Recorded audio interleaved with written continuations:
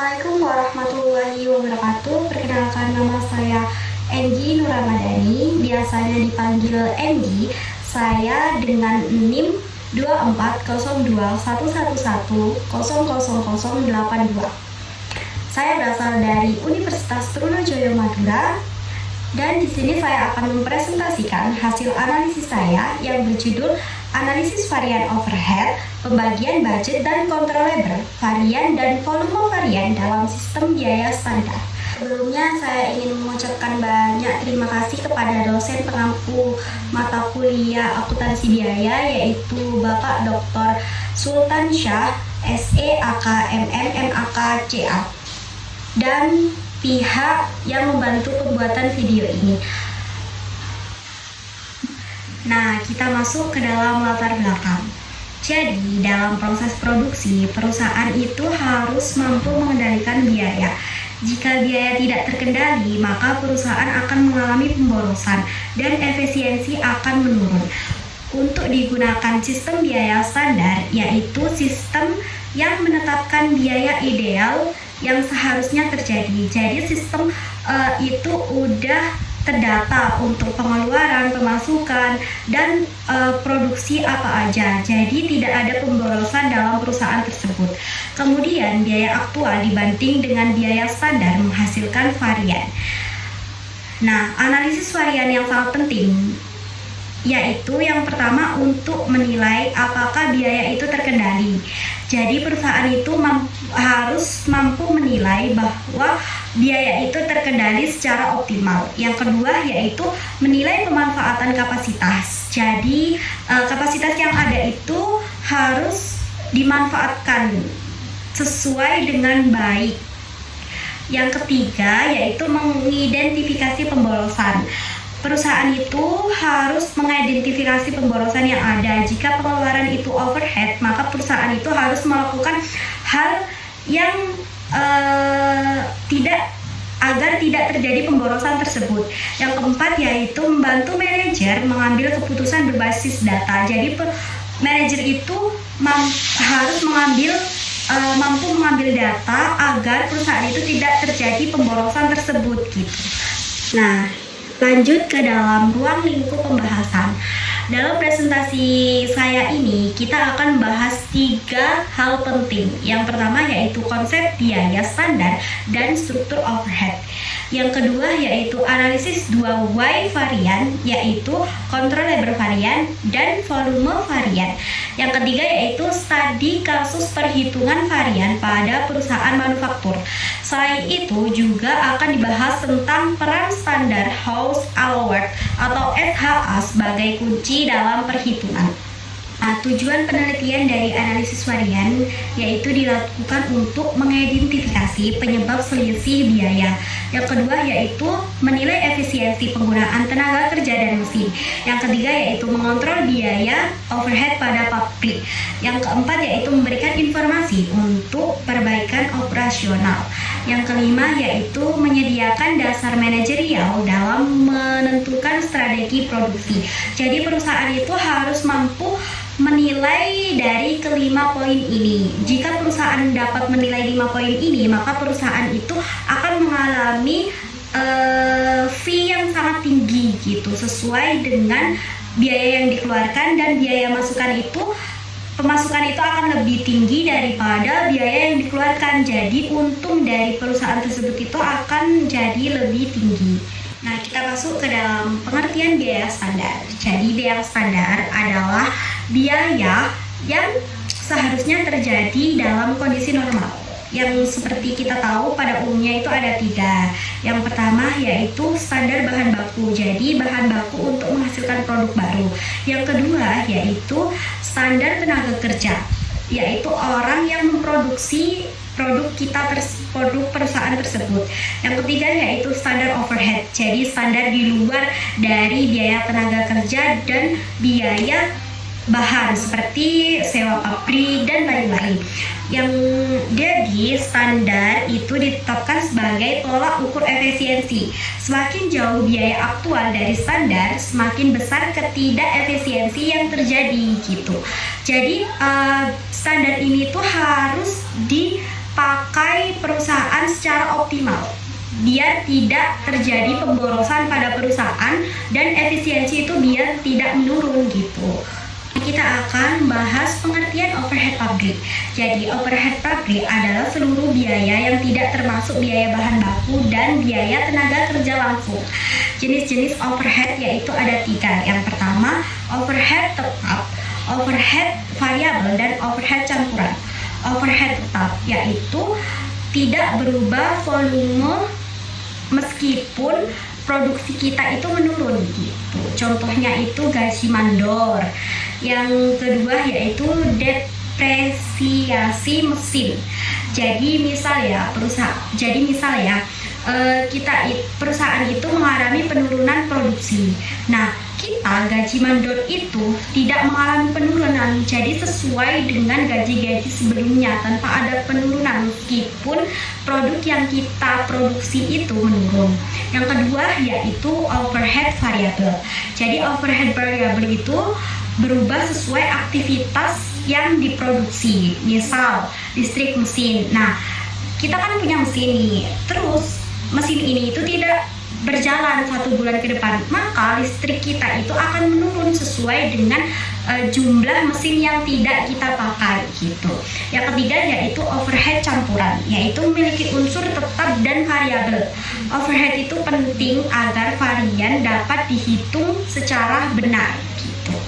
Nah, lanjut ke dalam konsep standar Hours Allowed atau SHA. Jadi SHA adalah jumlah jam standar yang seharusnya digunakan untuk menghasilkan output yang aktual.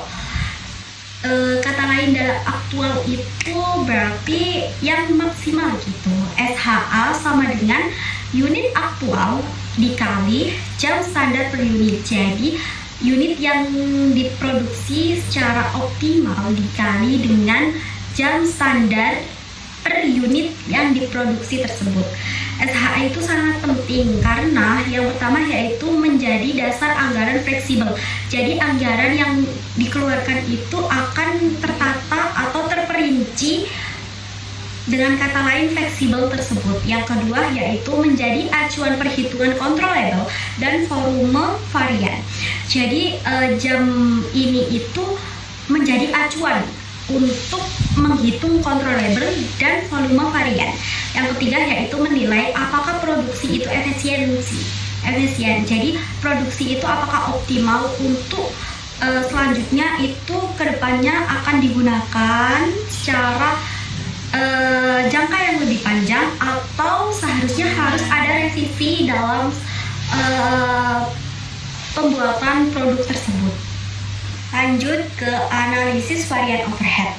Controllable varian adalah selisih antara overhead aktual dan overhead sesuai anggaran fleksibel pada tingkat aktivitas aktual.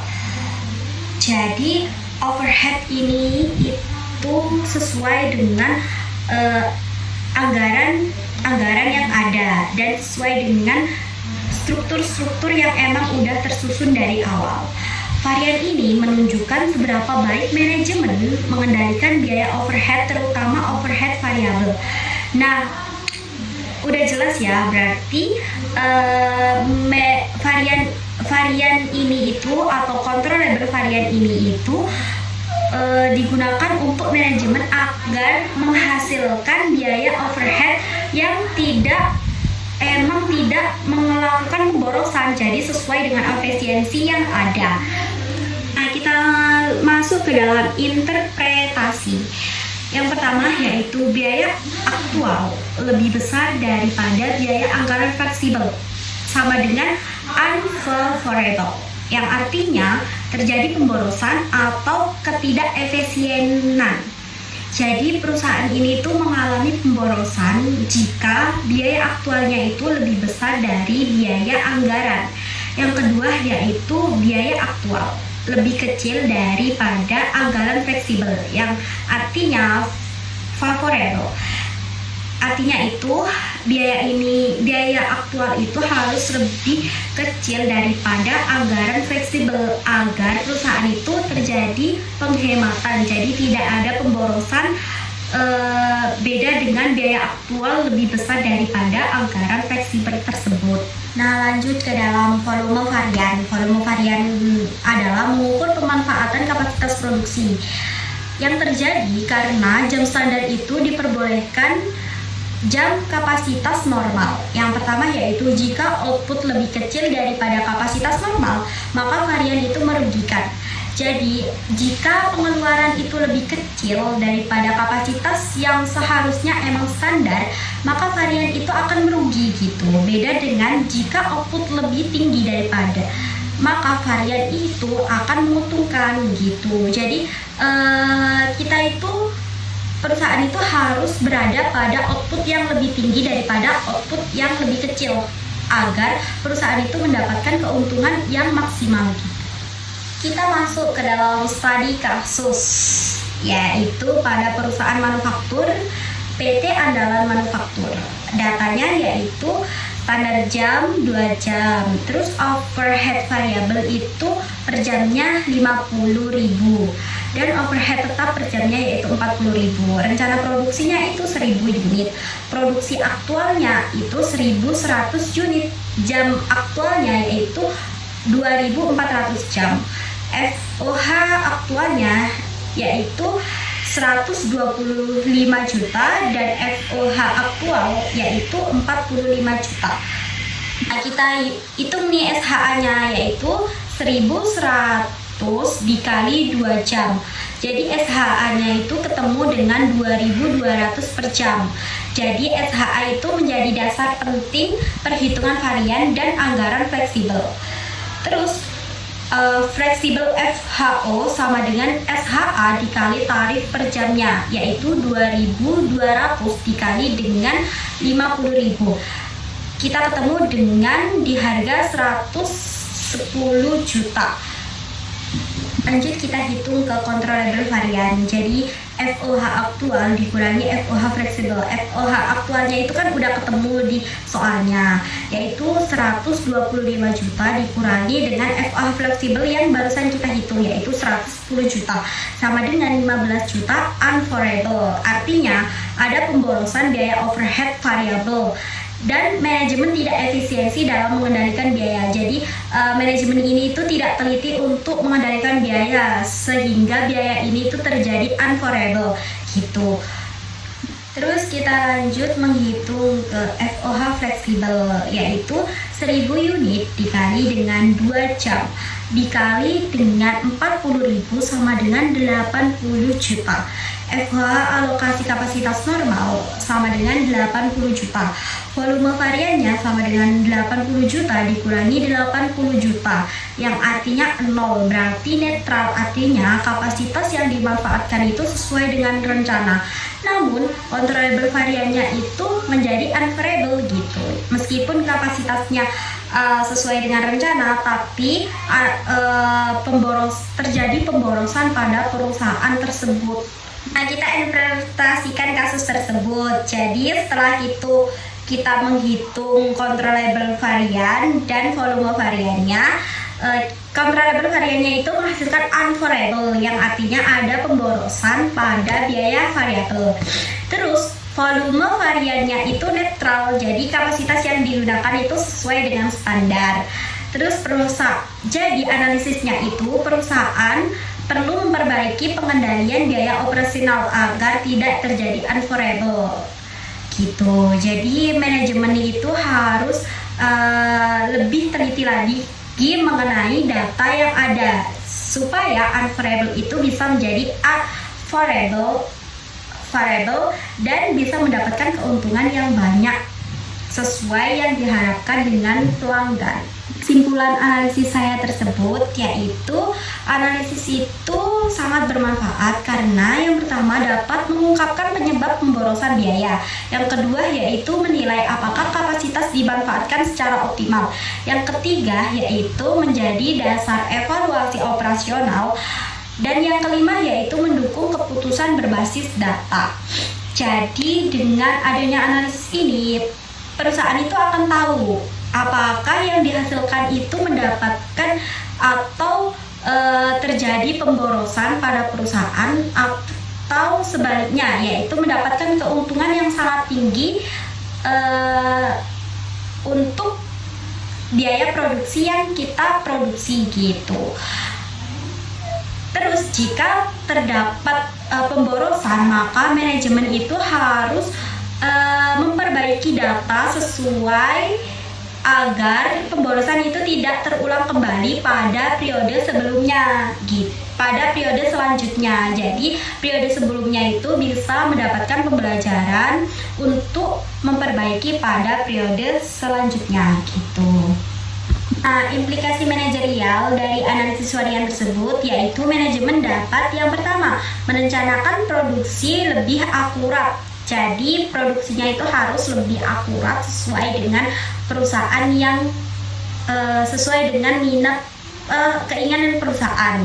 Yang kedua yaitu mengatur tenaga kerja sesuai kebutuhan. Jadi manajemen itu harus pintar-pintar untuk mengatur tenaga kerja sesuai dengan kebutuhan. Jadi kebutuhan apa yang digunakan tenaga kerja ini harus sesuai. Jadi tidak ada kelebihan dalam tenaga kerja atau kekurangan dalam tenaga kerja.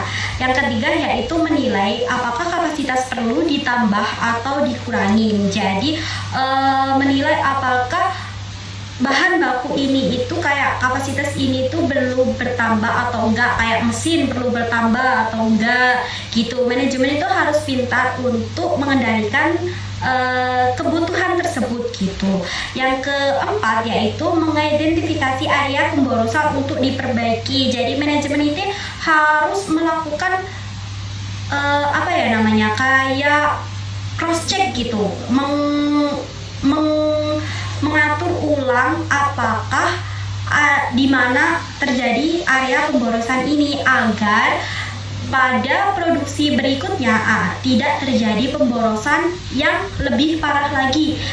Dan dengan adanya cross check ini itu manajemen perusahaan itu akan mengalami keuntungan yang lebih besar di berikutnya gitu. Yang terakhir yaitu menetapkan kebijakan kontrol biaya yang lebih efektif. Jadi biaya ini tuh terkendali secara maksimal dan tidak ada yang namanya lagi pemborosan dengan harapan yang lebih menguntungkan ke depannya gitu. Mungkin cukup sekian presentasi dari saya.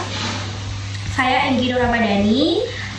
Pamit undur diri, dan jika ada kata-kata yang kurang berkenan atau memang kata-kata yang mungkin kalian tidak pahami, bisa komen di kolom komentar di bawah ini ya. Terima kasih. Wassalamualaikum warahmatullahi wabarakatuh.